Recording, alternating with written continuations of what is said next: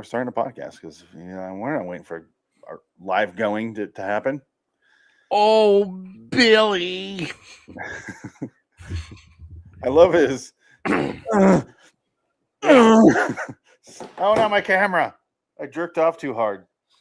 So what I've discovered, the meaning of Midnight Express is if you want to escape a Turkish prison, just have a woman come to your cell and show her your awkward, ugly boobies. Uh-oh. Something fell.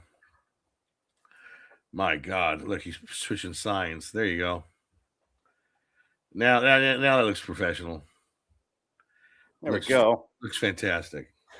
Yeah, that feels better. I got the Hollywood is Dead behind me now. Yeah. Camera's a little messed up. That's all right. Let's play a theme song, shall we?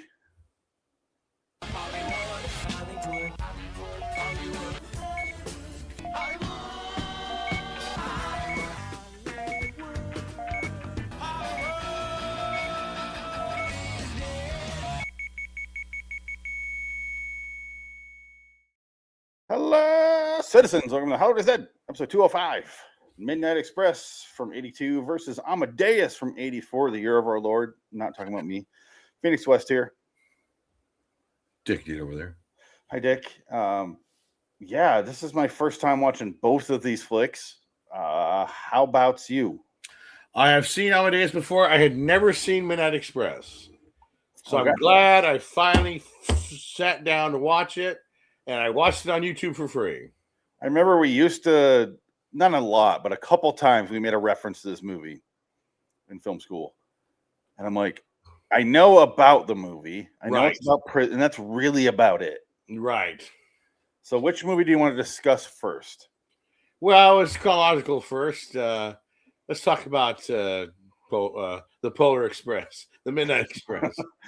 Polar Express is sadly less fun than Midnight Express. I think Polar Express is more frightening than... Yes, that is a terrifying movie. Polar Express is frightening. I finally watched it not that long ago. Oh my God. We're watching it. I'm like, this is creepy.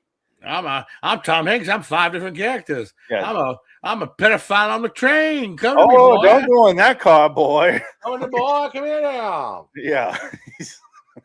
He's doing that accent, which is one of my favorite ones, the Cajun something. Oh God. It's the I'm just a simple country chicken lawyer from Futurama. Well, yeah, it's just here's the thing with Midnight Express, because I dug into some research, and I guess now, years later, even the writer who wrote the book really says the movie is completely inaccurate. Yeah, no, he did. Yeah, because guess who wrote the screenplay? Yeah, no, exactly. That is one of my notes for sure. Yeah, Oliver Stone. Hello. No, but I don't care if it's based in reality. A movie's a movie. A movie's a movie, and that's fine. I get it. Yeah. But they need to go not based on a true story. They need to say loosely, but they need to really be specific in that intro. Right. Text. That's the thing. Yeah. It's inspired by a true. That's why they have that inspired by a true story. Because even you look at movies like The Blind Side, which is based on a true story. That movie is 140% inaccurate. None of that happened. Braveheart, completely different. Braveheart is nothing. Woefully inaccurate. Braveheart might be the most inaccurate movie of all time. It is. It really is. But it's such a shit great off movie, by centuries. Wow. He didn't know Bruce to Bruce. No, I don't think so. I think they were. I think he died. I don't think they knew. I think they were the same time. They didn't know each other. I think he died as Bruce was. Yeah, I think he died as he was becoming king. He died. Yeah. That's it. Yeah, he was the first. Yeah, it's a lot of and then even his descendants are that's none of that's story. That's not actually. But it works for the movie. Yeah, and I'm fine with that. It never happened. That's not real. The only issue I have is they need something in the title or in the text in the beginning that says hey, this is a movie. Right. It's inspired, and that's why I think inspired by real events is the perfect description. Well, and to the credit of Braveheart. I don't think it says based on a true story anywhere. It just says Braveheart. No, and I'm fine with that too. Don't say it's based on a true story if it's not. And right, yeah, like that's saying Titanic is based on a true story, which technically it is, but it's not because it's complete fiction. The whole thing is not real. Yeah, but it should be based in a factual world. Right, it's fictional stories. Blah blah blah. Right, yeah.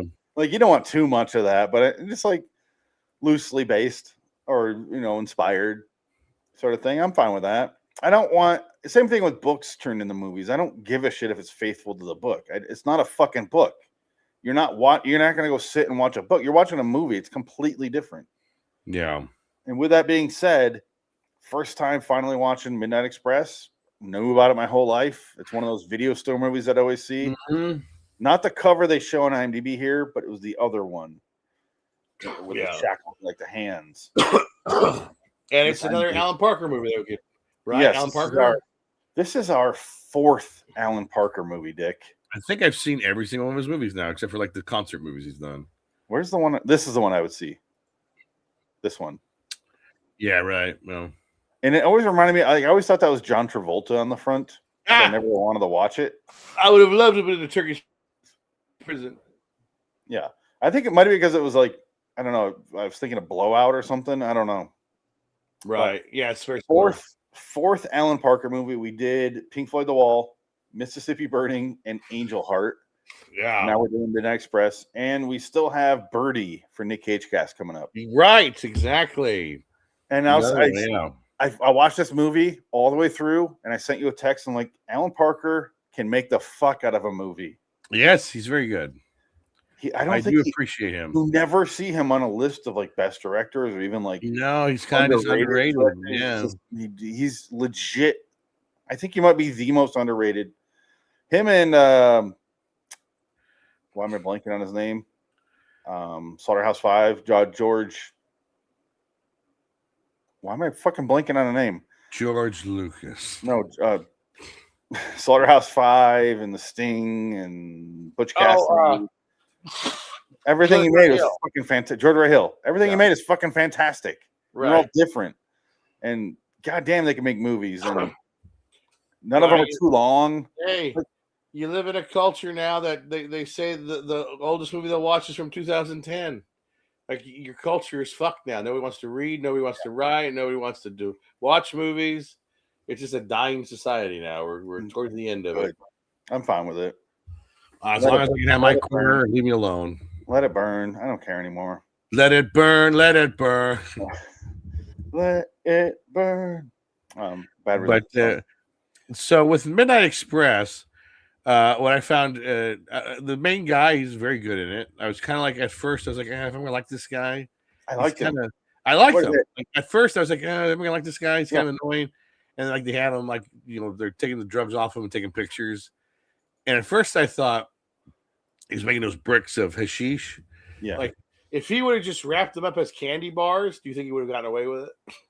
I think if he would have done anything except be nervous and sweat, he would have gotten away with it. Tape it to yourself. That was the problem. Don't tape it to yourself because you're going to frisk you as you get on a plane. You got to tape it along your spine or something. Or just put it in a can. You bring home a chocolate box. You wrap them up with candy wrappers. Yeah. You say, it's chocolate bars. That's what it is. I didn't quite understand his backstory of how he got the hashish. He's like, a cab driver gave it to me. Right. He just asked around for it and he got it. And yeah, and it seems like because then they take him and he does the stupidest thing where they take. We'll let you know if you show us who gave it to you. Right. Walking around and he decides to fucking book it and decides to run away. Oh, and also this movie had a callback to Indiana Jones' Last Crusade. The guy from the cruciform sword. I have been chosen to protect the Holy Grail for the cruciform sword. I am Aziz. That guy, same actor, hasn't aged a day between this movie and that movie because he looked exactly the same. Who was he the role in this? He was the lawyer. He's a prosecutor. Okay. He was the guy. And I was like, oh, shit, it's the Last Crusade guy. Okay. He's in something else that I finally have seen. Wow. You feel like that about most of the Indiana Jones cast, except pretty much, the top 3 leads, and the rest are just people. And then you have good old Pluto from Popeye is the prison guard that rapes him constantly, I guess. He doesn't speak until No. like the last 20 minutes right before he dies. And he's not even speaking English. He speaks Turkish or whatever. And he drops his pants and cuts away. He slams him into the hook, into the coat hanger. That hurt. And it was I watched the movie Triangle. Yes. On whatever streaming service, which is a Melissa George movie that was actually kind of decent. It had the brother of Thor, whatever that guy's name is. Tom Hiddleston? No, the actual brother of Thor. Oh, one of the Hemsworths. Yeah, Liam Hemsworth is in it, and there's like 5. That's how Liam dies in that movie over and over. It's like a time loop movie. Oh, nice. And I was like, oh, I just saw this like recently, and it's like, but this movie's way more effective because you're like, oh my god, like, yeah, that was a bad one. The sound is like, I don't know how to describe a sound other than it's quick and final. That sound that and just cuts off. Like you tell they cut that audio like at a straight. They didn't let it fade out. It's hard edit. Mm-hmm. It's like, oh my god, that's so effective the way they killed him. I wonder if that was true. I'm sure that was probably the lie. I'm sure most of real. This. He said there's like really no violence happened. Yeah, he wasn't beaten or anything. I wasn't raped. Yeah, so he basically said he felt like this was an attack on the Turkish people. Yeah, he felt it was very anti-Turkish. He's like, they weren't that bad. So he does a speech of "fuck Turkey, fuck everything." Well, that's the thing. Yeah, I love Oliver Stone's courtroom speech. If you want to tell the jury that's just it's like if you're going on parole, that's not the speech you want to give to your parole board. This country's full of pigs, and I hate pigs, and I want to kill all the pigs. And then he murders a man. Yes. He murders a man very brutally. Well, he doesn't kill him, I don't think. I'm looking now. He doesn't kill him. He just attacks him. He bites his tongue out, and he spits it out. I don't see how that guy would live through that. He didn't die. He lives. He's all fucked up. All right, here's the scene. No, he spits out his tongue. Because he tries to basically... what was it?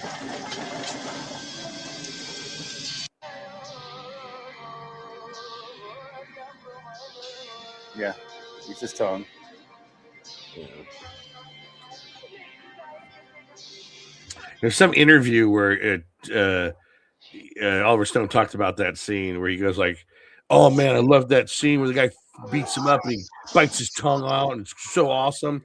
And Oliver Stone's like, "Oh my god, they didn't understand the point of that scene. That was the end of his humanity. He was just he lost himself, and he's forever changed, and they just don't understand that. They just thought it was an action movie." Who would think this is an action movie? Well, I mean, they just took the wrong thing from it. Basically, like, yeah, he fucking fucked that guy up, bro. Yeah, fuck that guy. Yeah, I hate that guy, fucking asshole. I definitely got what Oliver was saying, because then he gets put in a mental institution and he literally goes insane. Yes, as time goes on, and then they put William or John Hurt in it too. And John Hurt does not come back. No, he's gone. He's lost. He's gone. He was already gone from drugs. Yeah. He's been there for 7 years. Yeah, but going here to the mentals, he does not come back. And Randy Quaid's rectum kept exploding. Randy Quaid kept popping his anus. Randy Quaid's voice in this, he's so young that he sounds exactly like Terry O'Quinn. It was distracting. Yeah, I couldn't think of anything else other than I love the father-son scenes though. When he's first his son, the father comes to see the son. And there's only a couple of them. Yeah, no, it's very few, but it's like the beginning, and they're trying to figure out what to do, and just like it felt real. It was like, it's not over the top sentimental, but also it's like it's gut wrenching because he doesn't want to see his son here. He's trying to save him, and the son's like, "I fucked up. I'm sorry, Dad." And he goes, "No, don't say that. It's it's just I can't. We're trying to get you out of here now. Takes 4 years, but we'll do it." Here's Randall Quaid. I know exactly what you're saying with the father-son. Those did feel real, and because that actor who plays his dad, I've seen him in other stuff. Yes, he looks like a young Max von Sydow a little bit. Sure, he's really fucking good. He's Max von Sydow mixed with Eli Roth. No, Elliot Gould. Oh my God, yeah. A little bit. But here's Tommy Caldwell kid. Shut up and get in the fucking house. Here's Randall Quaid. Or get in the fucking house. Ocean's 11. Maybe one person do it the most. The other way, I need you guys' help. And that is under. He sounds exactly like Terry O'Quinn, and it was so distracting to me. Randall Quaid is so fucking skinny in this. Yeah. It's disturbing. John Hurt lost a bunch of weight for this too. Oh, he would. And then do you see IMDb trivia where it's like he didn't shower for the whole shoot? People were like, "Fuck that guy! We're not going near him." Oh, get out of here! Like, come on, dude. John Hurt, you smell like the Elephant Man. God damn. No makeup this time, but Jesus. Yeah. John Hurt's got a weird career. John Hurt and Richard Harris, those guys just had weird careers. You see him in stuff, and you're like, John Hurt made so many fucking movies, though. Yeah, I mean, he was making movies into his deathbed. I mean, that guy was just a worker, which good for him. I love John Hurt. Yeah, John Hurt's great. Oh, beautiful, love it. I love my drinking British. Well, we always talk about those two guys, and then Oliver Reed. Yeah. Three of them must have just, oh my God. They probably had so much fun. Michael Caine and everybody just drinking, having a good time. Gary Oldman. Laughing with Sean Connery. Oh, it'd be so much fun. I've been watching all these Michael Caine interviews, these segments, because they're on like the TikTok videos, the shorts. He's fucking hilarious. Michael Caine's great. Back when he could form a sentence, yes. I'm gonna miss him when he dies. He's good. He's on his way out. He's 92 right now. Yeah, he's on his way out. And I saw a video of an interview where he was 82, talking about playing an 82-year-old, and he goes, "I don't understand it. The other day I was 35, and now I'm 82. I just don't get it. It's crazy." My dick was always wet. And he goes, the producer, he goes, "Oh, he produces the Harry Potter movies, so he's a pretty popular producer." And I tell him, I love the script, which I should have done that because they got me for cheap. And I call him midway through the script, and I said, "I love it. I'll do it." And I was like, "Oh no, I should have done that because now I got to do it for the cheap. They got me on cheap for it." Yeah. So Michael Caine never did the movies though. Oh, he'll do anything. He never did. I'm saying he was never in Harry Potter. No. Which is weird. He's like one of the few British actors that was not in it. Well, here's the deal: like Gene Hackman and I think Michael Caine, they do a movie for $1 million. If you wanted them, you pay them $1 million. Sean Connery's the same way. And that's it. Yeah, that's it. There was a standard fee. That's why he did so many fucking movies. It's the quarter price Marlon Brando thing. Mm-hmm. I have this, you pay this, otherwise don't call me. You know what it is? It's the opposite of Bill Murray, because Bill Murray will do a movie for free. You just have to call his hotline and describe your movie, and he's like, right. If he's interested, he'll do it. Yeah, and he doesn't even tell you. He just shows up. Right. Yeah. Like, I guess Bill Murray's in my movie. Okay. Bill ready? That's the part where I disagree with Bill. You just got to tell them you're going to be there. Well, I'm sure. No, I'm sure that's a fabricated, like. I've heard like 3 people say that. Like, oh, Bill Murray's here. What the fuck? He just shows up. Yeah, he just shows. That's what I hear. And I've heard it more than once. All right. So brass tacks. Let's get down to this. We're not going to go too deep because I got the Oscars to get to and what we've been watching. I really fucking enjoyed this movie, man. Like through and through. I give this an 8. Yeah, it's an 8. It's very good. Yeah, it's a very good movie. I loved watching. Unlike Amadeus. For you, I think I like Amadeus more than you.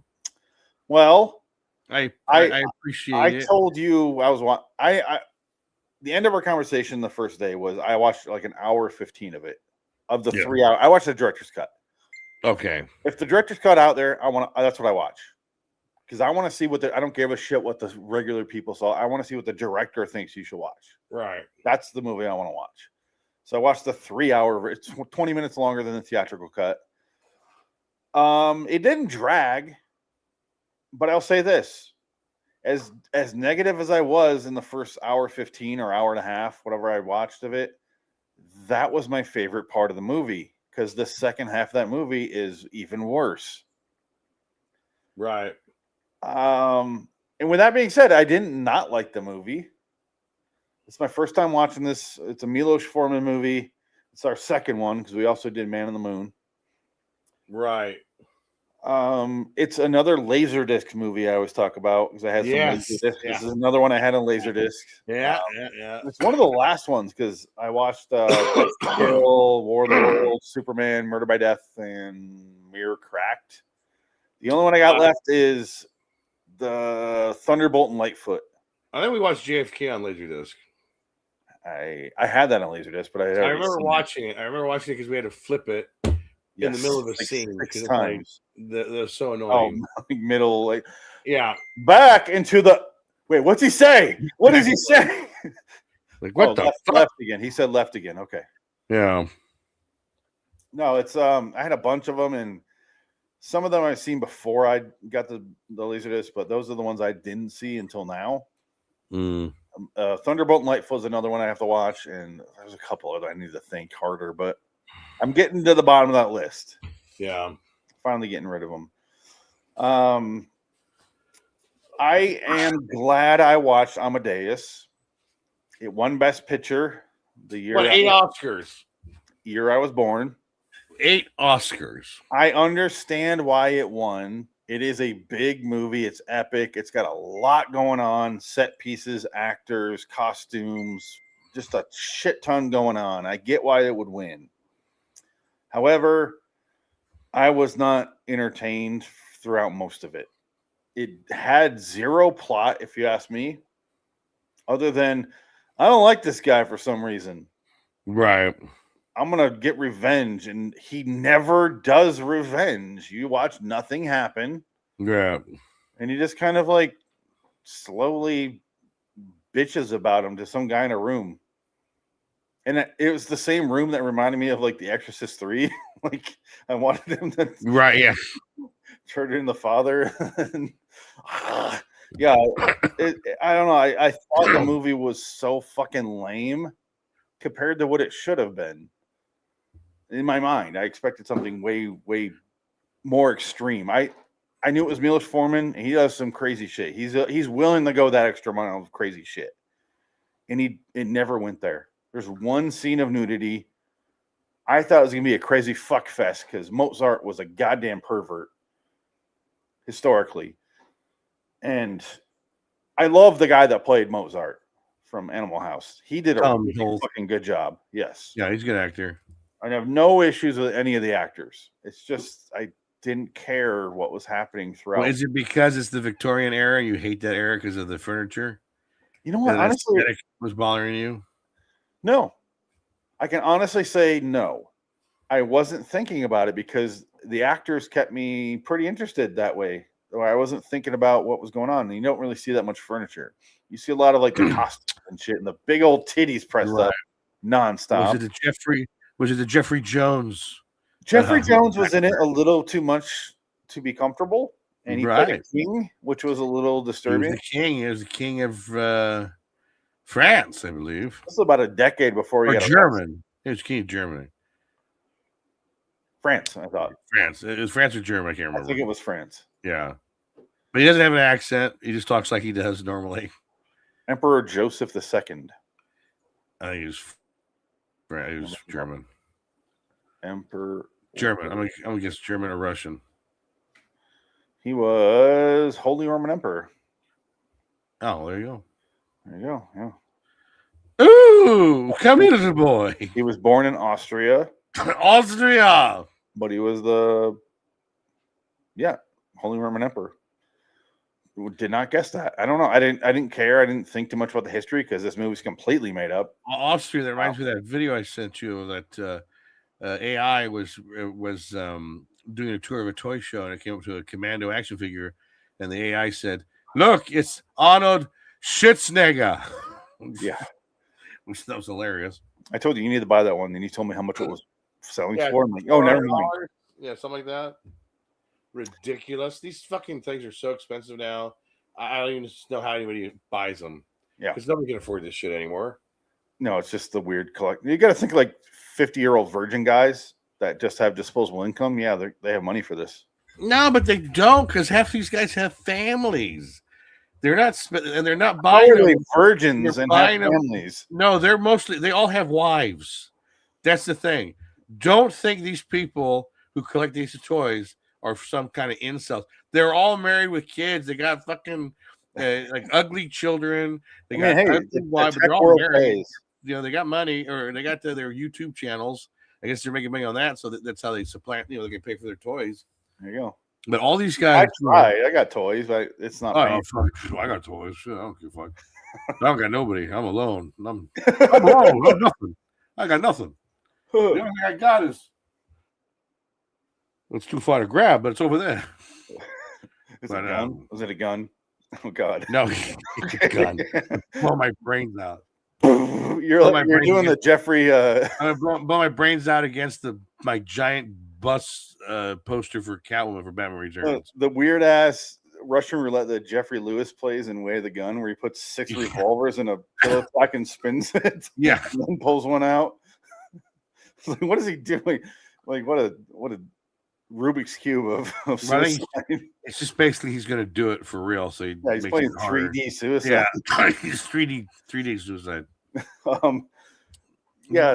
Amadeus. For this movie, I guess with Amadeus, the thing was it's based on a book from 1827, something like that. And the screenwriter took that, adapted it, and in all honesty, they never had a rivalry. Salieri and Mozart were actually both well respected. He wasn't mediocre. Salieri was already a famous composer at this time. Yeah, and he was a teacher. He know his goddamn name. He taught Beethoven. He taught other great artists after him. So he ushered in a new generation of composers. So no, he was no slouch. So yeah, but the whole thing with him and poisoning, because he didn't kill Mozart. It never happened. He wasn't even there for his deathbed. It's all fake. But I mean, of course, that's the point, because it's a movie and it's interesting to play this. It's playing on the idea of artists' insecurities and legacy and all that stuff that happens to people who want to live forever. This in the pantheon of Once Upon a Time in Hollywood and Inglourious Bastards. Right. Well, sure. Here's history that we're going to twist the hell out of it. Yeah. I'm fine with that. Yeah. Well, Titanic did the same thing, and all kinds of Braveheart. Again, like we said, these are woefully that's movies. Different. That's completely Braveheart is pretty much almost a total. Yeah, but I'm saying not historically accurate, and then big. Look, what if though? It's almost like that Marvel series. What if? Like what? But what if they were rival? Like that sort of thing. The movie Roadhouse is based on a true story, so let's just tell you what how much that means in reality. Hey, I've been to Jasper, Texas. They needed a roadhouse. They needed double douche cooler.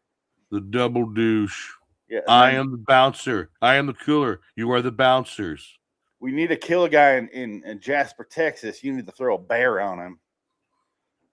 Big grizzly bear in his house. Yeah, I remember that. That's it. A bear fell on me. You see anything? A bear fell on me. Everybody laughs over the bullet, the shotgun riddled body of Brad Wesley, brutally murdered in public. You see anything? Nope. I don't see anything. Granted, he was a bad guy. He had to go, but come on. Yeah. No, but Amadeus, though, it's way too long. It is the director's cut. I know that. But I'm saying the problem is the second half, not a lot happens. There's a lot of him writing. Oh, he's mad. They didn't like it. All right, what can I do to fix? And he's tweaking and then writing this. And then suddenly they're like, oh, no, he's drunk and out of his mind. I'm like, where did this come from? Yeah, it's funny, though. He's been fine before this. If you go back and you look at the Academy Award winners of that era, like 20 out of the 25, like 23 of them are all period pieces. Yeah, that was a thing. Like, I mean, every Best Picture is a period piece. And that's happening this year. Well, it's probably going to be, what do you call it? The Hamlet. It's going to be, it might be, but Paul Thomas Anderson movie has still got some juice on it. We'll get to that here after this. Yeah. But what do you give Amadeus? I give it a 7. 7. I think it was 7.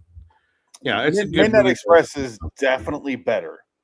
Right. Well, shorter. That helps. I don't even think it's a close competition. Even though Yeah. I'm only giving them a point, but that point is huge for me. Yeah. F. Murray Sabraham, I call him because he saved my life. It's true. I thought he was. I knew nothing about this movie. Like I said, I thought he was Mozart. Right. When I'm like, oh, he's not playing Mozart. Okay. No, he's the villain of the piece. I had no idea. Yeah. Yeah. His terrible old age makeup. And they were both nominated for Best Actor. I can see that. And he won. He won over Tom Hulce. I don't understand the point of this movie other than jealousy, but I never saw him acting on that jealousy in any meaningful way because he has a chance to fuck his naked wife. There must have been. He's like, get her out of here. Rings a bell. I feel like this was a play at first. I feel like this was a play for a while, and they made it into a movie, but I'm not sure on that. But That's I'm funny. Sure, but yeah, it was probably made like in a revival because in the 80s, that period probably had a resurgence of classical music. Because like I remember records were being released with classical music, and maybe that brought in the zeitgeist of all that music coming to people's houses for the first time in decades. Maybe because why would you make a movie about two composers that you would never be able to make today? Unless people were actually listening to the music and were interested in the composers back in the day. I'll try to get his laugh. Signor, I know your work well, Signore. Do you know I actually composed some variations on a melody of yours? Really? Which one? Mio caro Adonne. I'm flattered. A funny little tune, but it yielded some good things. And now he has... And that's the line right there where he decides, fuck this guy. I'm going to kill this motherfucker. Yeah. I just want to hear his laugh. Why can't I find it? It's hard to pinpoint. And there's Christine Ebersol. She's in this. Sire. Excuse me, but Excuse me. Wolfie, Mom's. Oh, his wife is her titties are just mashed into this top. Yeah. Now, what would you rather watch again, Amadeus or Barry Lyndon? I have never seen Barry Lyndon. Barry Lyndon is equally boring, but it is a good movie. Yes, you know how I feel about this time period. Oh yeah, I was amazed I made myself watch this. I will get around to Barry Lyndon when I get to my finishing off the Kubrick collection. I feel like we watched that together. I guess we never seen it. Nope. I feel like I watched it with Perry and you. I guess Perry loved it. Maybe not. Perry would watch. Oh yeah, it Perry loves Kubrick. Yeah. Oh yeah. It's a beautifully shot movie. It is because you have those NASA lenses, but and he shot only candlelight. It's amazing, but yeah, I mean it's quite a remarkable cinematic piece. Yeah. But and this was too. It's that Ryan O'Neal. Fucking hate Ryan O'Neal. It's just he kind of kills the movie for you because he's the main character. It's like, God, they couldn't get anybody else to be this part. That's the thing on Kubrick movies. He cast the oddest people, like Matthew Modine in Full Metal Jacket. If that was anybody else, it would have been 10 times better. When you watch Birdie, though, you'll see Matthew Modine. He's really fucking good in Birdie. Right. Oh. I didn't know who Ryan O'Neal really is. Ugh.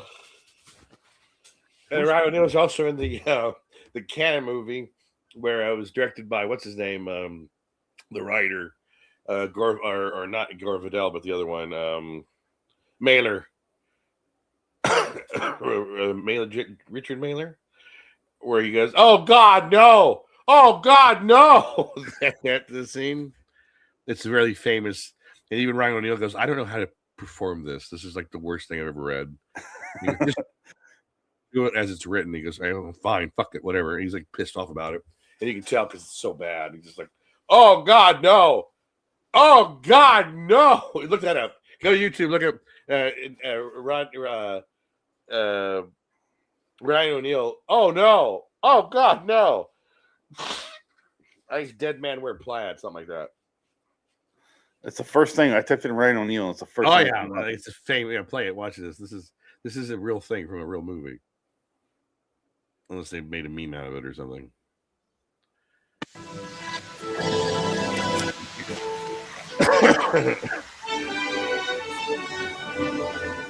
George Miller.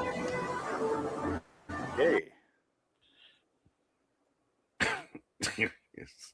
My husband is having an affair with your wife. I don't think we should talk about it. There's your pet. Kill them. Oh, man. Oh, God. Oh, man. Oh, God. Oh, man. Oh, God. Oh, man. Oh, God. Oh, man. Oh, God. What do you mean you don't know how to do that? You just say it silently to yourself, like a holding your head. That's all you have to do. Oh, he didn't want to say it. I think he just didn't want to say the words constantly. No, you say it once and go, I'm not saying it over and over. That's on you. Oh, shit. Man, come on. You gotta add in stuff because that's bad unscripted. I think he was half drunk anyway, didn't matter. Probably of the era, So Midnight Express clearly wins this. Let's move along to Oscars. 2016. What do you call these? 2016 Oscars? 2027? No, that's what pisses me off. They say, "Oh, it's the 2027 Oscars, or the 2026 Oscars, but it's for movies in 2025." So it's not 2026; it's 2025. Just because you put the shows on the 2026, it's for movies from 2025. So I'm going to call it the 2026 Oscars or 2025 Oscars. Sorry. Yeah, it's 2025. Sorry, I confused myself there. Yeah. Now it's still anybody's game right now because Hamnet is coming up. People are starting to really get that movie heat, but I don't know because it's Paul Thomas Anderson movie is political, so they're going to make that win Best Picture. Okay, I have some ideas for political versus race versus who's actually it's their thing. Yeah. There's a lot of factors with the Oscars.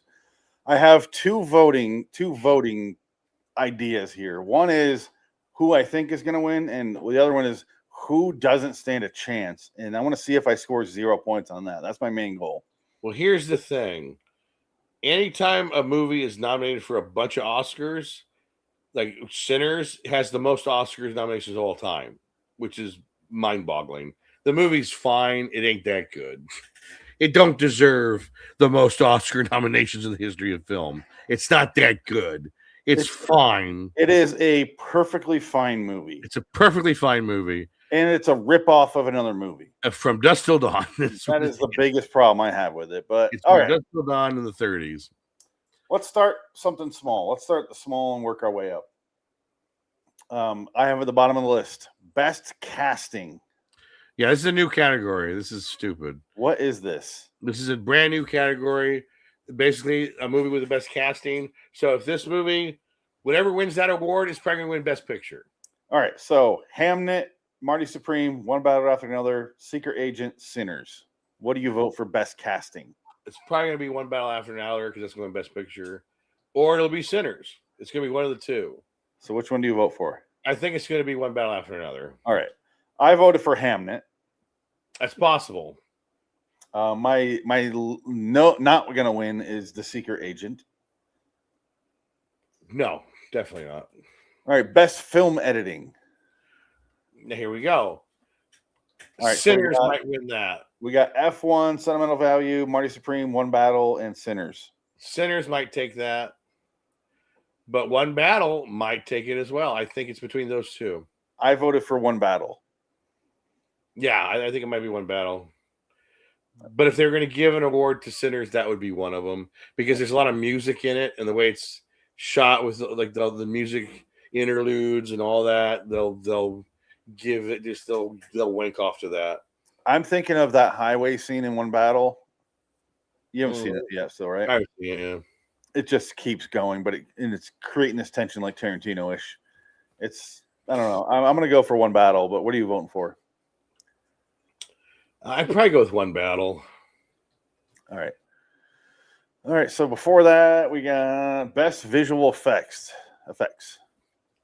We got Avatar, Fire and Ash, which apparently is a movie. F1, Jurassic World Rebirth, Sinners, Lost Bus. I bet you they'll give it to Sinners. You're going Sinners. Okay. I'm going Avatar. They'll go Sinners because they want to give Sinners something. Oh, film editing, I voted least likely to win is Sentimental Value. Best visual, I'm voting for Avatar. You're probably right. And I think Sinners is least likely to win in that one. Well, that's the thing. I feel like Sinners might take that one just because it's a technical award. There's no visual effects in that movie, though, really. Well, it doesn't matter. Why would you nominate that movie for special effects? It's more makeup effects, isn't it? So there you go. It should be it'll win best makeup, maybe. All right, best costume design. Avatar, Frankenstein, Hamnet, Marty Supreme, Sinners. Might be Frankenstein. You're going Frank. I voted for Hamnet. Might be Hamnet. And but again, Sinners might take this one too. I voted least likely Avatar. Yeah, because they're all computer generated. Yes. It's not real. The costumes are pixels. It makes no sense for that movie to win. Best makeup and hairstyling. Frankenstein, Kuhuo, Smashing Machine, Sinners, Ugly Stepsisters. It's gonna be Sinners. Definitely Sinners. You're saying Sinners for makeup. I voted Frankenstein. Possible. I voted least likely Sinners. Wow. There's no makeup in that. Like there's blood. All right, best cinematography. Frankenstein, Marty Supreme, One Battle, Sinners, Train Dreams, whatever that is. See, this one's tough. Because I want to say it's got to be One Battle. But I can see Sinners stealing it. But I think it's going to be One Battle. I also chose One Battle. Yeah.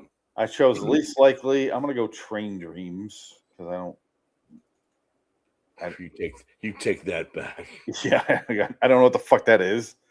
Train Jizz was amazing. Let me just say, out of all these movies, I think I've seen 3 and you've seen 2, right? Because I saw One Battle, Frankenstein, and Sinners, and you saw just those 2. I saw Sinners and Frankenstein. Yeah, right. Yeah. All right, so best live action short. This is where you really got to guess. Yeah, this is ridiculous. All right, so we got Butcher Stain, Friend of Dorothy, Jane Austen's period drama, The Singers, and Two People Exchanging Saliva. Which one is from Pakistan or Palestine? I do not know. Butcher Stain? I don't know. Probably the what was it? What was it again? Jane Austen. Jane Austen's period drama. I think so. All right, I voted for Two People Exchanging Saliva because I think it's a Trump because it's about people kissing is outlawed, and I think they're going to follow that path. Yeah, you're probably right. Least likely, I chose Butcher Stain. Jane Austen. I'm writing down your picks. It just sounds funny. Jane Austen's period piece. That's great. I'd vote for that. Best production design. We got Frankenstein, Hamnet, Marty Supreme, One Battle, Sinners. Probably Sinners.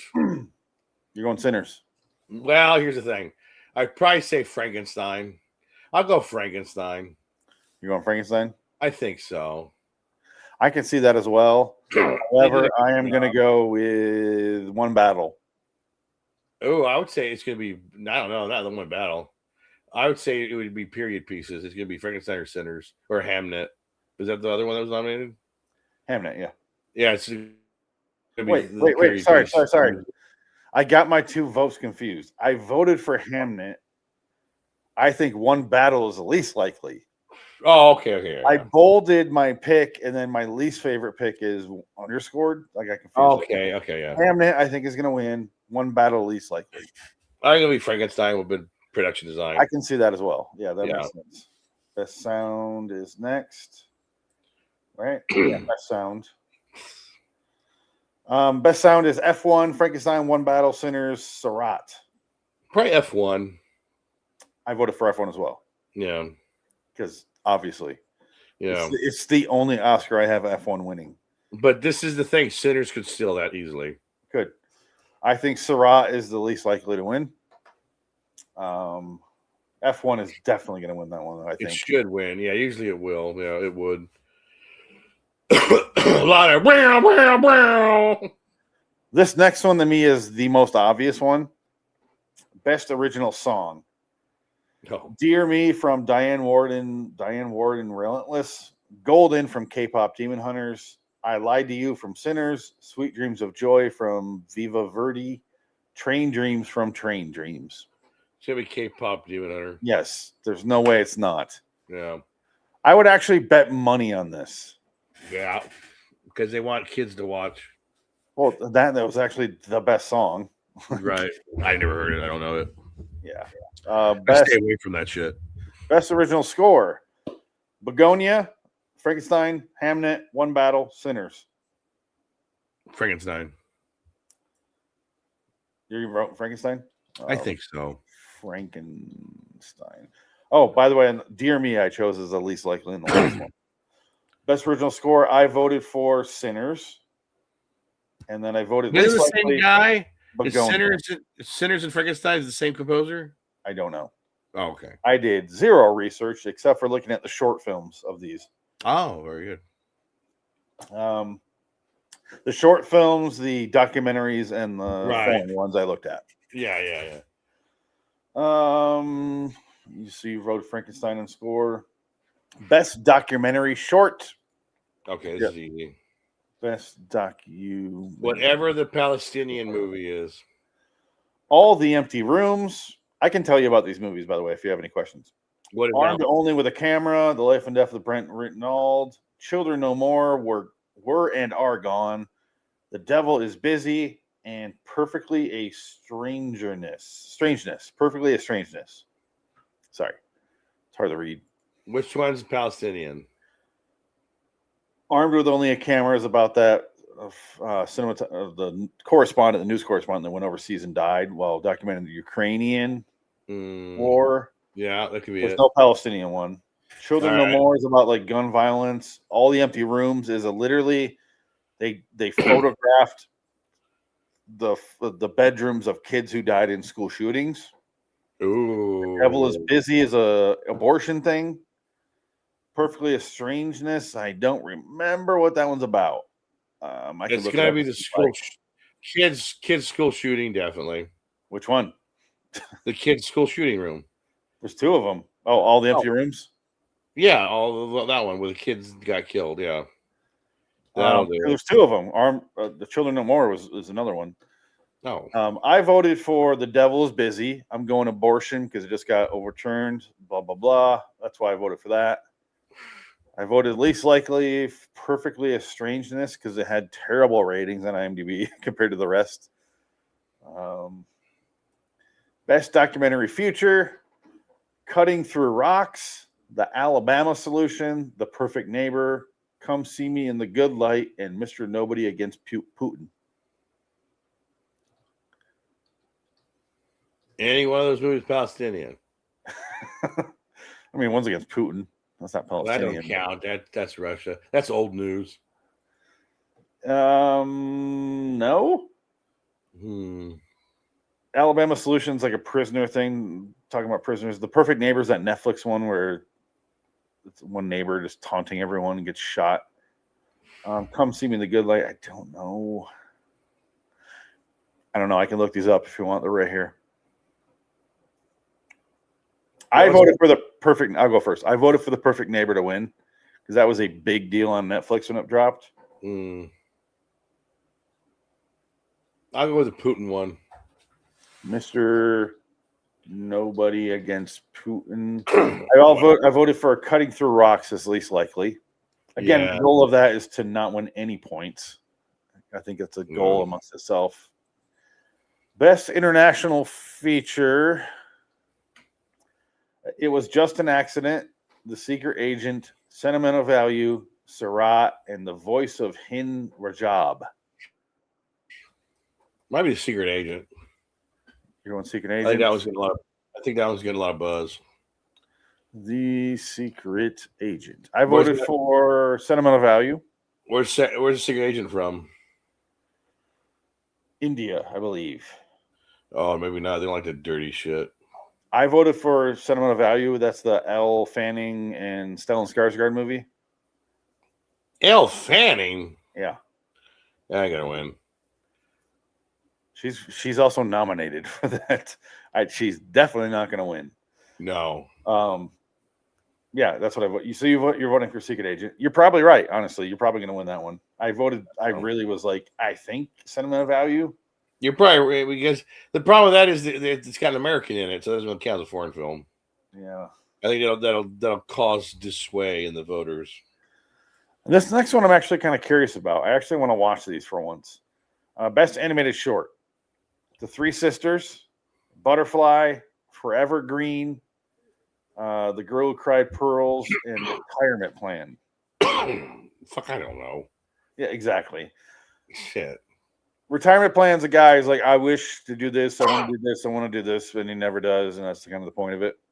Girl Who Cried Pearls is a girl who cries pearls. I don't know. It's got like a 3D clay thing. Forever Green looks terrible. I voted that least likely to win. Butterfly, I don't know. Three Sisters, some sister goes and they go find her. I don't know. Three Sisters. Three of these I actually want to see. I'll go Three Sisters. I voted for The Girl Who Cried Pearls just because it looks the most like a short that would win. I don't know. I had nothing to go on there. Yeah. Retirement Plan, I think, sounds the most interesting, but it looks like it's the most terrible animation if you look it up. No, I don't mean anything. It can't win. Yeah. Best animated feature film. I don't know how. Oh, it was. Okay, it was nominated. Never mind. Best animated feature film. Arco. Sorry. Arco. Not Argo. Arco. Elio. K-pop. Little Amelia or The Character of Rain or Zootopia 2. See, that's tough because Zootopia 2 is the biggest anime movie of all time now. So that might win just for that reason. Oh, Zootopia, is that what you said? Zootopia 2 is the highest grossing cartoon movie ever. They made like $2 billion. Nuts. I don't think the Academy gives a shit about that. Oh, I do. When it comes to these movies, that's what they go on is the big money because they want kids. I don't have that winning above K-pop because they can't vote against that audience. I have K-pop winning. Oh, K-pop? Yeah. It's tough. I don't think they give it. They might give it to the other one. They'll give it to the artsy one, the Helio or whatever, or Argo or whatever that is. Argo. Helio is like a Hispanic kid who he's an orphan and he goes to space. That's it. Yeah. Well, guess what? He's Hispanic. That might win. They'll give it to them just because he's a Hispanic guy. Well, that's why I'm going K-pop. K-pop is, I don't know, too mainstream. I don't know. And it's Netflix. That's why I'm going for it. What do you vote for? They don't like Netflix. I got Zootopia least likely to win. I'm going to stick with Zootopia 2. Oh, wow. I think it's going to win because there's nothing else. That's like one of the more obvious ones to me. I think that's a huge movie. They're not going to deny that. That's original. But if they don't, if that doesn't win, it's going to be the Mexican boy in space. Okay. The next one, best original screenplay. Robert Kaplow, Blue Moon, whatever that is. Jafar Panahi, It Was Just an Accident, whatever that is. Ronald Brostein and Josh Safdie from Marty Supreme. Joachim Trier and Eskil Vogt for Sentimental Value. Or Ryan Coogler for Sinners. See, it's going to be Sentimental Value or it'll be Sinners. Okay. Because I feel like they want to give Ryan Coogler something because they won't give him director. Or they might just spite him and not give him anything. Because the Academy's done that too. Do you want me to give my vote first? Yeah, go ahead. I voted Marty Supreme. No, never happened. And I voted Sinners least likely. I think Sinners is the one that might win. Because they got to give Ryan Coogler something. All right. You don't nominate the movie 55 times and not give the director something at least. I mean, shit. Brad Pitt won a Best Picture Oscar. and so did Ben Affleck. Best adapted screenplay: Will Tracy, Begonia, Guillermo del Toro, Frankenstein, Maggie O'Farrell and Zoe Zhao, Hamnet, PTA, One Battle, Hamnet, Clint Bentley and Greg Kodar, Train Dreams. Hamnet, okay. Definitely Hamnet. I voted for Begonia. That'll never happen. And I think Frankenstein is least likely. Nah, Frankenstein's not going to happen either. Yeah. He's already won. He's got like 3 fucking Oscars, that guy. He's got like multiple Oscars. Best supporting actress. We get into the hard ones here. Oh, fuck. Don't even bother. It's Aunt Carol. Or whatever her name is. Amy Madigan. Amy Madigan, absolutely. Yes, I had the same thing. She's won every award so far, so she's going to win that one. Yep. I have the same thing, and I have least likely Elle Fanning for sentimental value. She's fucked. Yeah. I think she knows that. Yeah, she knows. Best supporting actor. We have Benicio del Toro, Jacob Aldori for Frankenstein, Delroy Lindo, Sinners, Sean Penn, One Battle, Stellan Skarsgård, Sentimental Value. Yeah, see, that's tough. This is a tough one because I could see them giving it to Delroy. But he's or Benicio or Sean Penn. It might be Sean Penn. I gave it to Sean Penn. But it might be Stellan Skarsgård. I think if you had seen One Battle, you give it to Sean Penn. That's what I gave. Right. I know. But he's already won 2 Academy Awards. I think this is the one where they throw the curveballs. Stellan hasn't won one. He's been nominated a bunch of times. So this could be his one chance. And I don't think Sean Penn has won any other supporting actor awards for this yet. I don't think he's won anything. I don't know. I have to look that up. Hold on. What's the supporting? We know he won the Oscar, but I don't know. No, I'm talking about this year and other awards. Like, did he win the Golden Globe? Did he win? Hold on, let's look that up. Awards for One Battle. Okay. BAFTA Film Awards and the Actors Awards 2026. He won the BAFTA? Yeah. Mm. He won his first ever BAFTA. I'll say this. He is the movie, if you ask me. Right.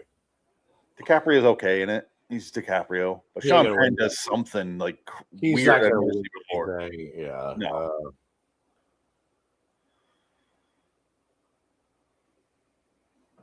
Well, the BAFTA did win Best Screenplay, adapted. For One Battle? Yep. That's adapted. And cinematography and editing. I didn't know that was adapted. Yeah, apparently. I even read it on adapted. I didn't even think about that. Okay. Yeah. All right. I voted least likely Jacob Aldorod, or whoever that is from Frankenstein. He's not going to win. No. Who do you vote for going to win? For supporting actor? Yeah. Benicio, Jacob, Delroy, Sean Penn, Stellan Skarsgård. I want to say Stellan Skarsgård's going to be the surprise. Okay. But it might be Sean Penn. It's going to be Sean Penn or Stellan. That's going to be one of the two. But I'll just say Stellan. I can see Delroy sneaking in there, but I don't think so. It's possible as well, but he's barely in the movie, and he's not even that great. It's not even that good of a part. That's the problem. He's not in a whole lot where he just plays a drunk. He plays a drunken musician. Sean Penn is like so fucking good in that movie. But I think the Sean Penn, the factor of it's being Sean Penn, he's already won a bunch of awards. Everybody's sick of him. They can't stand him. I don't know. I don't think it's the same clout as he used to. Even if it's good, he's still going to not win. So I'm going to stick with Stellan Skarsgård. I just have a feeling because that movie's getting hype and it's not going to win anything. So give it to Stellan. All right. Best actor: Timothée Chalamet, Marty Supreme, DiCaprio, One Battle, Ethan Hawke, Blue Moon, Michael B. Jordan, Sinners, Wagner Moura, The Secret Agent. See, they always give it to the foreign guy. in this situation. They always give it to that foreign guy. Are you thinking it's going to be a artists? Yes. Or they might give it to Wagner because they don't want to give it to DiCaprio again. They don't want to give it to Timothée Chalamet because everyone can't stand his ass. Oh, he said something about opera. Who gives a shit? He doesn't like opera. Big fucking deal. He was acting like a fool. Can't even not like opera. Like, okay. But did he win the SAG award? I don't know. If he won the SAG award, then he'll win the Oscar. I only know who won the NAACP awards. Look up the SAG awards. That's how you know who'll win. SAG awards is a big indicator of who wins acting awards because it's all the actors, and they vote for the Academy. It's the same people that vote in the Academy for the same shit. SAG awards was Timothée Chalamet. It's loading. Leading role, Michael B. Jordan. Oh, and he's nominated. Sean Penn won that one as well. So yeah, Sean Penn's probably going to win Best Supporting Actor then. I voted Michael B. Jordan. It might be Michael B. Jordan. I don't see him not. He also won the NAACP award. Well, that doesn't mean a fucking thing. I'm just saying. The one thing that doesn't mean. No, if he won the SAG award for Best Actor, then he's probably going to win the Oscar for Best Actor. I will say this. I know the NAACP awards don't matter, like as far as like awards go, but it was so entertaining compared to any Oscars I've seen in the last 20 years. Well, I was having a blast watching them.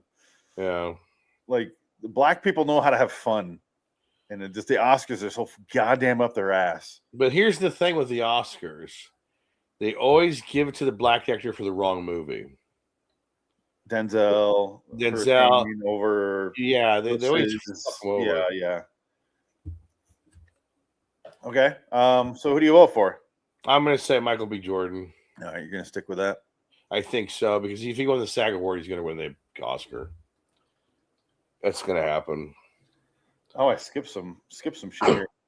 And if Sean Penn's probably going to win Best Actor, Supporting Actor, then if he won the SAG award and the Are you changing it? Yeah, put it to Sean Penn. Okay. He's going to win that, and that's not a problem. I can change that. Yeah. Best Director. PTA. PTA, Ryan Coogler, Josh Godfrey for Marty Supreme, Joaquin Trier for Sentimental Value, Chloe Zhao for Hamnet. PTA. Okay, you're on PTA? Yep. I think they're going to give it to Ryan Coogler. You're crazy. Am I? That's why they're going to give him the Oscar for writing, not directing, because PTA. I agree. Usually you're right. Yeah. Usually they give the directing to who actually they think did the best job, and then they kind of give the other awards to. Well, who won the DGA this year? Look that up. Oh my god, man! So that's how you'll know who will win Best DGA Director Awards 2026. Come on, PTA won. Yeah, so he'll win. All right. Yeah, he's gonna win. No, Gianni hosted. I want to go see that. All right, so you're going that. Best Actress: Jessie Buckley, Hamnet; Rose Byrne, If I Had Legs, I'd Kick You; Kate Hudson, Song Sung Blue; Renate Reines, Sentimental Value; Emma Stone, Begonia. Probably the Hamnet girl. I voted that as well. Yeah, she's getting a lot of buzz. Oh, by the way, I voted least likely director Josh whatever for Marty Supreme. Best supporting actor Jacob. Blah, blah, blah. Best actress least likely Kate Hudson for Song Sung Blue. Absolutely. No, I can also see Rose Byrne winning for If I Had Legs, I'd Kick You. She could win because she's won all the awards. She's won some other awards, so it could be possible. I can see her winning, but I think I'm still going Jessie Buckley. Best. We did that. Jessie Buckley. She ain't gonna win shit. She was in The Bride. That fucked her chances. She's done. No. That's such a big bomb, and everyone's hating on it. She ain't gonna win. You just voted her for Hamnet. Oh, is she nominated for Hamnet? Yes, we both just picked her for Hamnet. Oh shit! Ooh. Who else is nominated for Best Actress?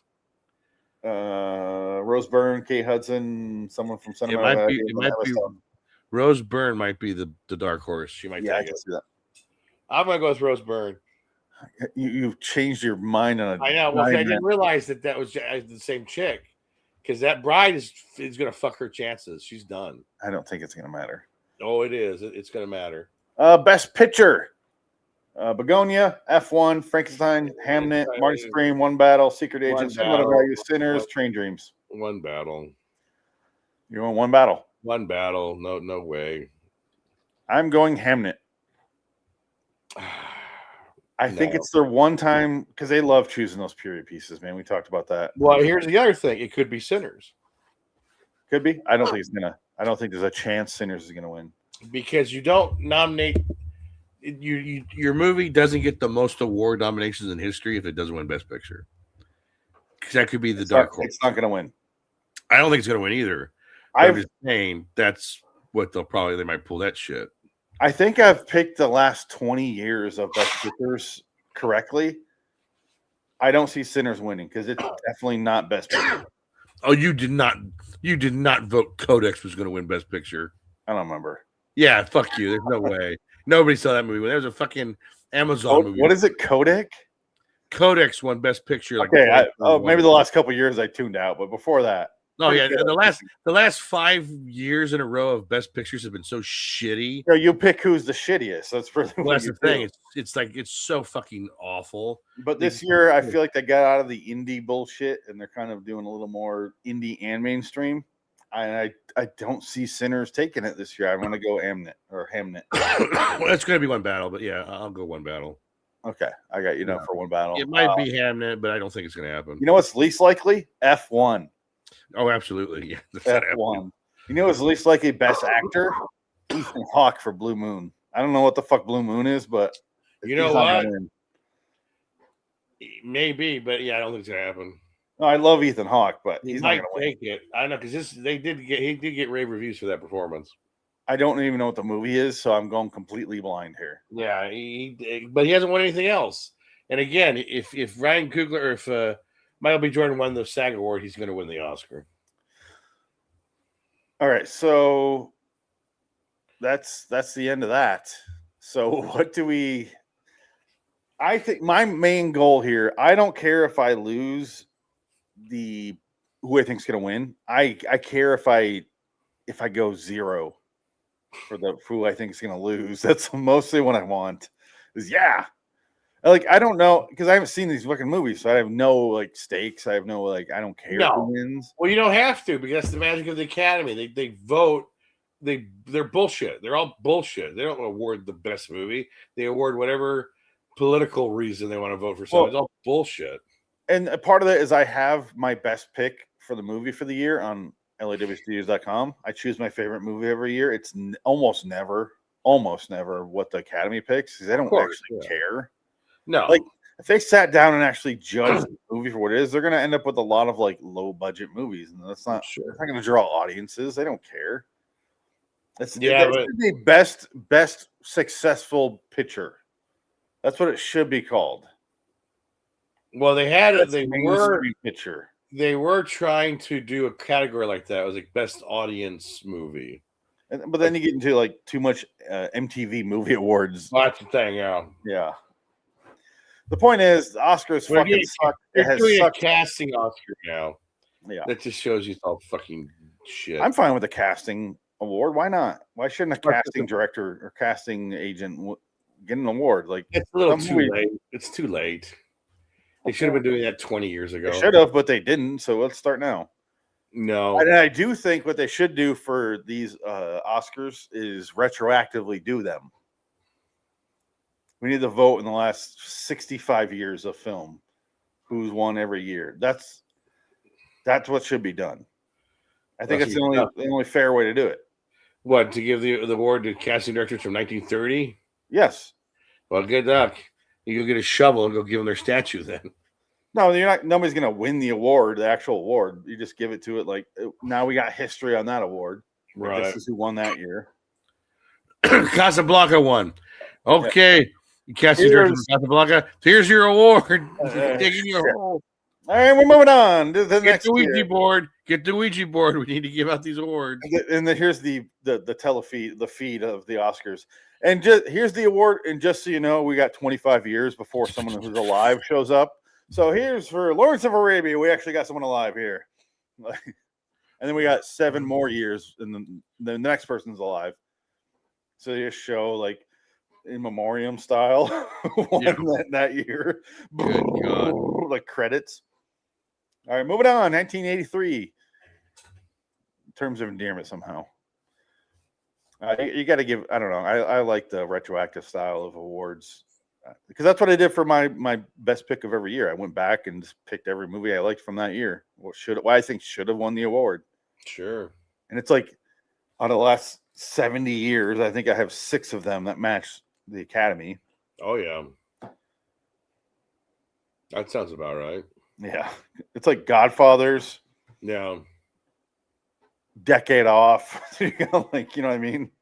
Like most of the time they don't match up. But Dick, what have you been watching since then? We'll end on this. Since our last week. Well, I watched The Hunt, which is a lot of fun. I enjoyed that one. Yeah. That was fun. Nobody 2. Oh, hold on. The Hunt. I told you about that a long time ago. I told you like it's stupid, but it's so fun. Oh yeah, it was a lot of fun. I enjoyed it. The pack of cigarette stuff is funny. Oh yeah, it's hilarious. Yeah, it was really. Amy Madigan gets blown away with a shotgun. It's wonderful. The super elongated fight sequence at her like mansion. Yeah. Is goddamn hilarious. It's just a house I rent in Bulgaria. Yes, I don't know. It's a fun movie. It's in this new genre of movies that's really taken off of people being hunted. Because Ready or Not and Ready or Not 2's coming out, and then so is that like They Will Kill You is coming out. And then there's the other one. So many of those. The other one was the sort of cheaper version of Ready or Not. It was the You're Next or whatever. Remember that one? Oh, that was a home invasion one. The rich family, and then the girl kills them because she's getting attacked, and the family's trying to kill the family for the inheritance. Yeah, that's a home invasion movie. That's a bit different, but yeah. That's a Joe Schwartzberg movie. Yeah, but that's everybody gets attacked and killed, and one woman. And again, a woman is the hero of the movie. So it's another one of those. I will say this: when you watch it, it's worthwhile. Like I finally rewatched it because I covered it on Hollywood is Dead like early. Which one? The one you just mentioned. You're Next. You're Next. Yeah, I watched it and I didn't like it. Then I finally rewatched it and I'm like, pretty good movie. And she's it's the same formula as the other one. And I think it's Joe Schwartzberg movie or something like that, isn't it? Yeah, Schwartzberg or whatever. I liked it. Yeah, one of the VHS guys. Didn't expect to like it, and I did. Yeah, The Hunt was a lot of fun. Nobody 2 was a lot of fun. So I just like those action movies. I still haven't seen that movie. Nobody 2 was a lot of fun. I still haven't seen the first one. It was basically the same movie as the first one. It just redone. Yeah. But it was fun. I enjoyed it. Does he work at like a hardware store or something? I'm guessing. No, the second one is he's back to working for the government. Oh, assassinations and missions because he has to pay off the debt that in the first movie he burns the Russian mafia's money to the ground, so he owes $30 million. So he has to work it off. So they were saying, well, this job paid you $800,000. He goes, well, how much more do I got to go? Well, there's still about $28 million to go. He's like, well, shit. Because I need a break. I want to take my family on vacation. I'll watch them eventually. I want to. It's just Nobody 1 is better. Nobody 1's a lot of fun, but Nobody 2 was fun. So it's more of the same. But it's those and Goon. I haven't seen either one of them. Yeah, Goon I'd like to see. I've never seen Goon. I do have Goon versus Goon 2 on our list. Oh. Yeah, because I haven't seen them. I keep hearing good things about Goon.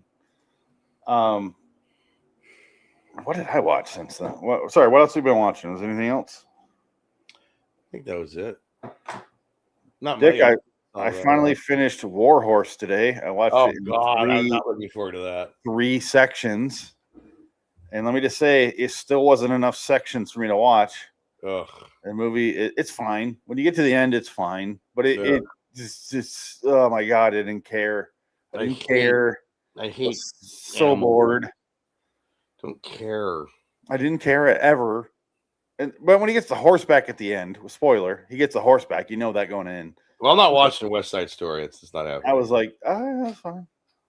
I will watch West Side Story because I have a bit of a mini crush on her. Oh, right. Everyone hates her. Yeah. Who? I don't care. I do. I don't know why. But I will watch it. But I want to watch the original first.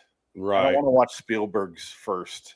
I want to watch the Robert Wise version and then see his and be like, oh, he just copied the fucking thing. Yeah, the Sharks. I don't give a shit.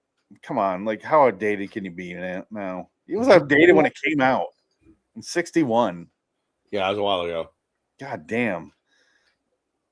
Well, that was his dream. That's Spielberg's dream was to remake West Side Story. That was one of his #1 remakes that he really wanted to do from like the beginning. Oh, that's fine. It's just good for him, but who gives a fuck? That's why I didn't watch any. This is my first Spielberg movie that I watched that he made after Indiana Jones. Do you realize that? This is the first one. And I'm like, it was so boring. I was so bored. You saw Catch Me If You Can, though, right? Yeah, that came out in early 2000s. Yeah. So you're talking about after Crystal Skull. After Crystal Skull is the first movie I watched that. I don't count that. That was 2008, and I was like, I'm done with him. I don't give a shit. And I stuck by it. Yeah, now I'm you're not wrong. And now I'm gonna finish. And I watched Sugarland Express as well. That was fine.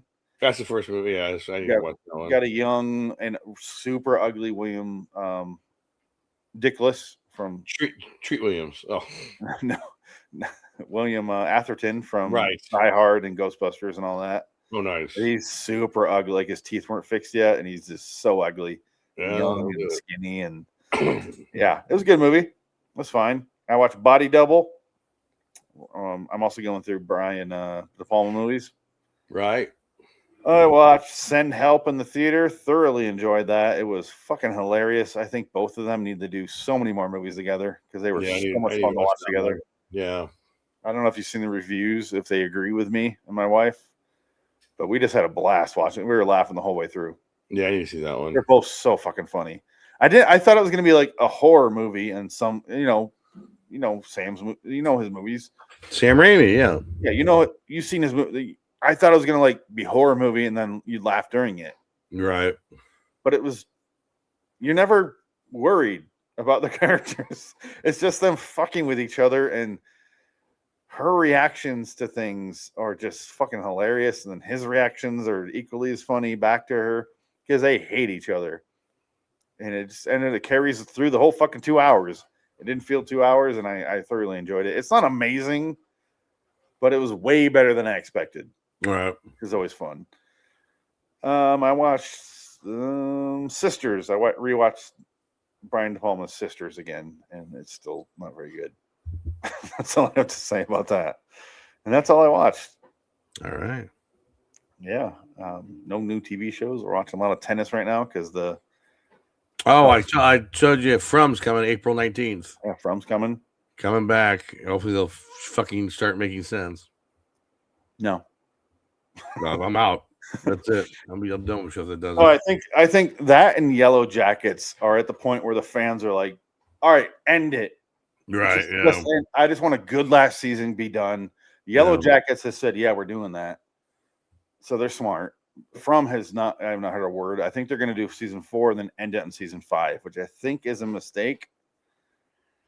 I'm good with this with the 13 to 14 episode season 3 or 4 that ends it. More than I am season 4 that drags and season 5 ends it. I just be done. I just want to be done. Yeah. Can you imagine, like, if I had a really good last season, you'd be like, you kind of forget the 2 slow seasons. Yeah. But if it has a season and then it ends the next season, that's all you're going to remember about it. I think they need to take advantage of that. And they're not going to because they haven't announced anything and they've already shot the season. So it's not going to happen, which is disappointing. And yeah, here we are. Fallout season 2 was fine. I liked it.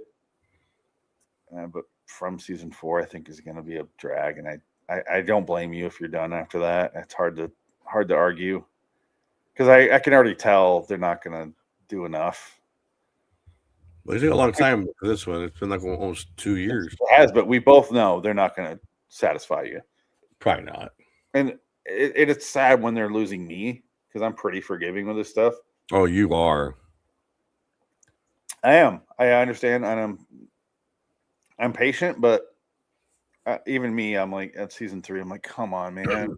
Yeah. You got to. They're hinting at stuff, and I'm like, no, you need to start wrapping shit up now. Right. Yeah. It feels like they're still building and like scrambling. Shit's like, yeah, we already know this. We already figured that out. Next, get to the next part. And then they abandon shit. Like, oh, let's put this radio on top of the house. Oh, it didn't go anywhere. It's like, yeah, I know it didn't go anywhere. That's your problem, not mine. Yeah. Why is this my problem now? Tell your wife to get out of the basement. Yeah, that's what I'm saying. It's like shit where like they need to be moving that forward, and there's still dead-ending plot lines. And I can't. That is unacceptable. I can't stand his son and his fucking girlfriend. I hate those characters. His girlfriend? Yeah, I hate her. She's annoying. What girlfriend? The girl that going to give birth to the evil baby. Yeah, and then the guy that's keeping her down there. I don't yeah, that guy, he's annoying. And then she just runs off. She runs off like nothing happened. It's like, what was that? That went on for a season. Yeah, it was way too long. Yeah, and that's what I'm saying. Like season 3, even I was at my breaking point. And then she kills that old lady that people thought was going to mean something, and she didn't mean shit. Nope, didn't mean a god. She went into hiding, and that was it. She got stabbed with pruning shears, and it was an accident. Yeah, because her baby was sending her demonic messages. Or making her eat dead things. Yeah, she's eating dead potatoes, and therefore she's sinister. Yeah, there's a lot going on in that show where I'm kind of just fucking. Just get to the point, guys. Come on, just hurry up. Yeah. Oh, I feel the same way about whoever's watching us right now. That one person. Exactly. Come on, guys. Like, I'm giving him the Harrison Ford finger. You're not welcome. Oh, Cynthia Nixon was in Amadeus. You see that? Oh, yeah, I can't remember. Yeah. She was the maid that showed up, and she was terrible. Okay. She was not ready for this. That's great. I hate her. I was looking at my notes. Can't stand her. She's annoying. Ugh. Do you think his wife didn't belong in that era in Amadeus? That was bothering me. She seemed like she's recent. Well, she's doing an 80s product, yeah. Yeah, and I don't know. She seemed like she wasn't doing a role. Like the actress didn't bother me. It felt like the character was like too aloof, too not invested, and I don't know. I don't know what it was. It was something. They're trying to go somewhere with that. It didn't quite work. No, but the problem is, it's one of the most interesting things I was watching in the movie. Right. Is the problem. And I was like, oh, they didn't go anywhere with that. No. The wife just kind of finds him dead. And it's like, oh, no. And then they throw his body in a mass grave and bury him. We're broke. Yeah, they're like, fuck it, bye.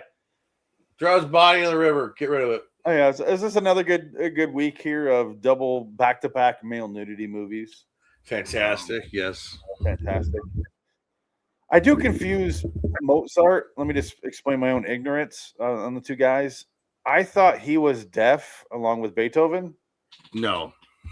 I told you before we started recording. I know nothing about these guys. Mozart was a child prodigy. That was his thing. He was young, and he died at like 30 something. So 35. Yeah, 35. He was dead. Mozart or Beethoven was like 57 or something. Yeah. But I thought they were both deaf. I thought I thought it was like very similar lives. Yeah, no. I knew about the perversions that Mozart had, but that was about it. Because it's hard to avoid those. I just like the fact that Last Action Hero makes mention that F. Murray Abraham killed Mozart. And then Armstrong says, you killed Mozart. He goes, I killed a lot of people, Jack. I can't keep track of all of them. I do remember that. That's the best part of Last Action Hero. And I do remember that line. And I understood that in the time, but also I still thought he played Mozart. I don't know what my twisted my logic was there. Well, you think he's the star of the movie. It's about Mozart. You think he's the star. I don't know why. Yeah. Because I both understood the joke and thought it made no sense to me. You're right. I don't have an explanation for that, but that's all right. I don't know. I like both these movies just fine. It was one of our better viewings. Yeah. Next week, though, to end on this, we're doing Dead Man's Shoes. Finally. Let me grab it. You'll enjoy that one. Let me get my Xbox copy of it. There you go. Yeah. The green copy. Dead Man's Shoes. You pay. Oh, I took the sticker off. I paid less than that. It was 90% off. And it's very ripped. Yeah, I paid. It was the 2 copies there. I got them both on DVD. Yeah. It's Patty Considine. So that's why I'm looking forward to this. And you know how much I love him, so you recommended this, and I could not find it anywhere. And luckily, you happen to find 2 copies. Yeah, like, buy them both, man.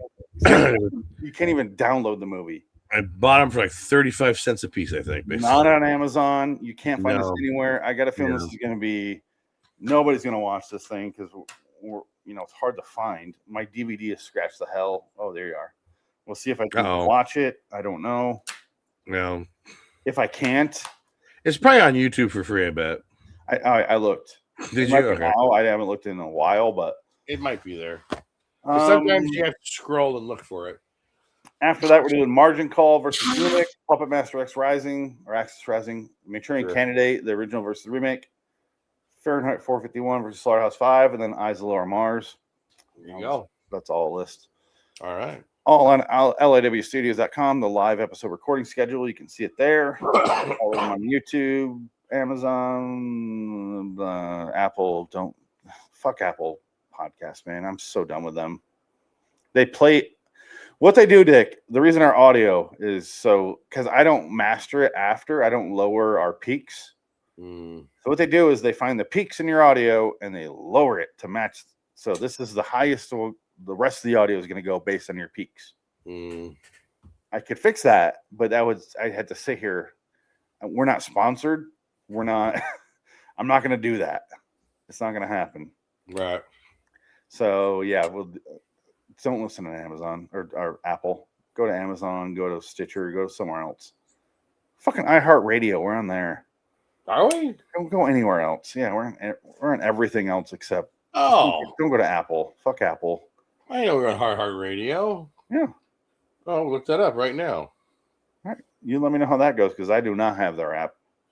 I have their app. We're serving a big flavor at There it is. Let me know what you find. We'll keep going in the meantime. I have added a bunch of shows in the meantime. I mentioned Alter Stage versus Jacob's Ladder. I added Summer of Sam. I'm curious about that again because I've seen it. Primer, we're going to revisit that. Have you seen Primer? No. Oh, really? I know what it is, but I never watched it. Yeah, I keep hearing how amazing it was. I saw it when it came out, and I was like, it's fine. I wasn't blown away like everyone said I was going to be. Right. I was like, that was a movie. Okay. Maybe the second time around I'll appreciate it more, but I was just like, I don't care. I don't care about this movie. I don't care. Did you find it on iHeartRadio? Well, there's just a bunch of them. It's there's the Super Feed 2022 in the years of madness. Is that us? No, that's us. It's just the John Carpenter one. Oh, is it? Are you looking up Hollywood is Dead? Or are you looking up?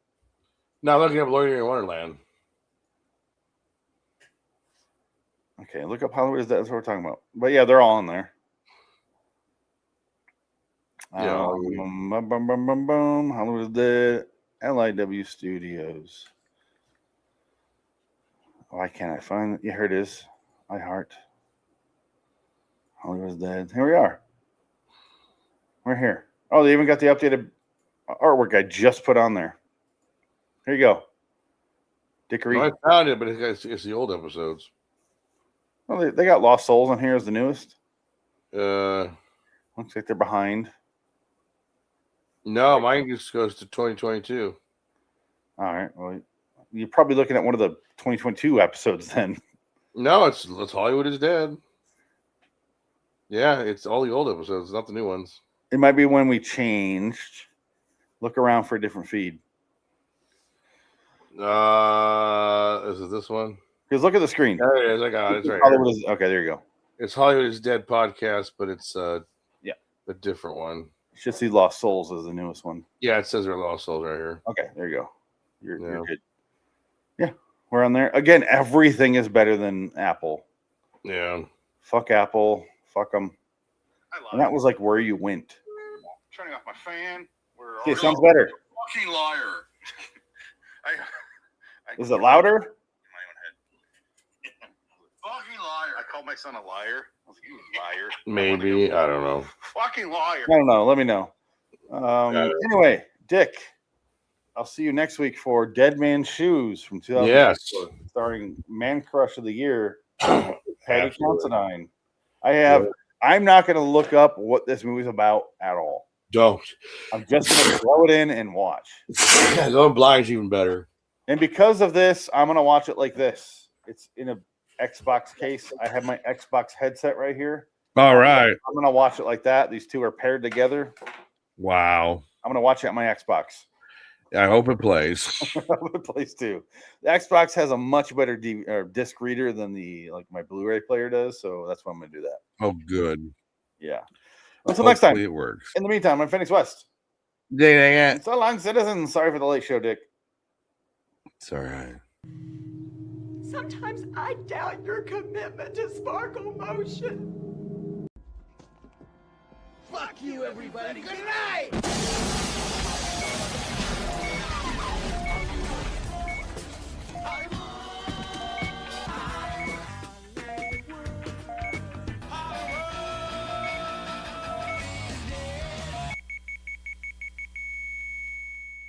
Julie. I swallowed your cum.